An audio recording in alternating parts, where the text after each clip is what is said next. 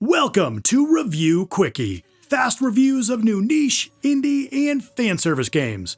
Today we're diving into Tormented Souls 2, the sequel to 2021's Tormented Souls. I done the math. Checks out. Once again developed by Dual Effect Games and published by P-Cube, this sequel drags Caroline Walker back into the nightmare when it releases on October 23rd.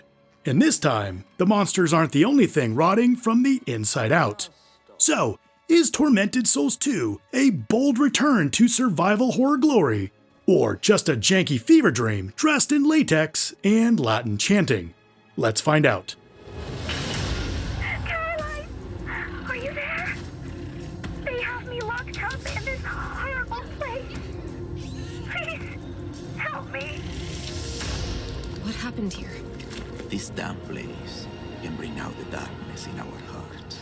You have no idea how powerful it is.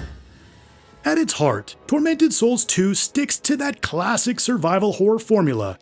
Think fixed cameras, tank controls, limited saves, and a deep sense of I should not be here. Picking up after the nightmare at the Wildburger Mansion, Caroline is joined by her younger sister Anna, who's been afflicted by something supernatural.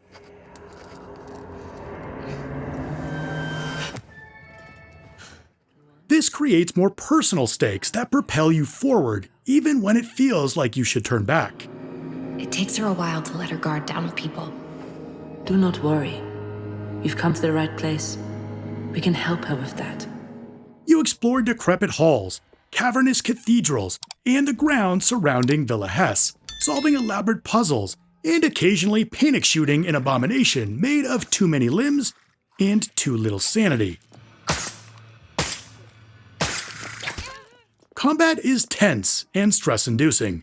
You're always weighing whether to stand and fight or sneak by to conserve your resources. Once again, you MacGyver your weapons out of junk. Pipes, nail guns, whatever keeps you breathing another 5 minutes. I'll rip your fucking throat out and shove it down your throat. You're constantly scrounging for ammo, components, and healing items. And while you'll continue to increase your arsenal, you'll never feel powerful. The new Quick Select system makes switching weapons faster, which is great, because enemies won't politely wait for their turn. The big new twist is Caroline's new supernatural ability. She can shift between realities, flipping between the real world and the other side, full of warped geometry and hideous creatures, to alter timelines, solve puzzles, and open paths.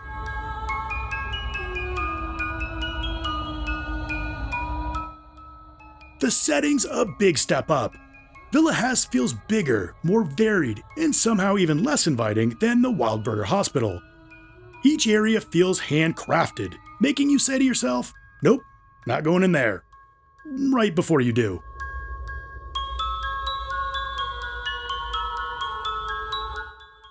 The puzzles are back in full force too.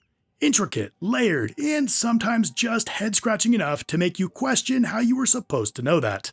It's old-school brain-teasing survival horror at its finest, or most frustrating depending on your tolerance. And for those who like options, you can choose between full-on classic mode with tank controls and limited saves, or assisted mode if you want to continue disappointing your dad. And if you've got something to prove, Tormented difficulty is there once you beat the game the first time. Of course, no horror game is complete without a little horror jank. Movement can feel stiff. At times the fixed cameras are clunky, and while the visuals are a huge step up from the first game, the character models sort of look like animated puppets. Look at these freaking mouths. Are you Caroline? Yes. Caroline Walker. Ah.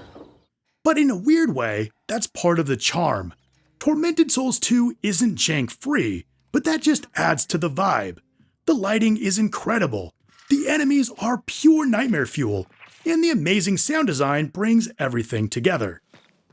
If you loved the claustrophobic tension and crunchy combat of the first game, this is more of that. Just bigger, bloodier, and sometimes just a bit too ambitious for its own good. So should you dive back into the madness? Well, if you're craving a return to true survival horror, with fixed cameras, limited saves, and monsters that sound like a blender full of meat, then Tormented Souls 2 is absolutely worth picking up. Use my link in the description to grab yourself a copy. So now I'd love to hear from you. Is Tormented Souls 2 the next great cult classic, or should Caroline finally take a vacation somewhere without corpses? And what game should I have my next Quickie with? To see how it all started, check out my review of the first game. And don't forget to hit like and subscribe for the best niche, indie, and fan service games.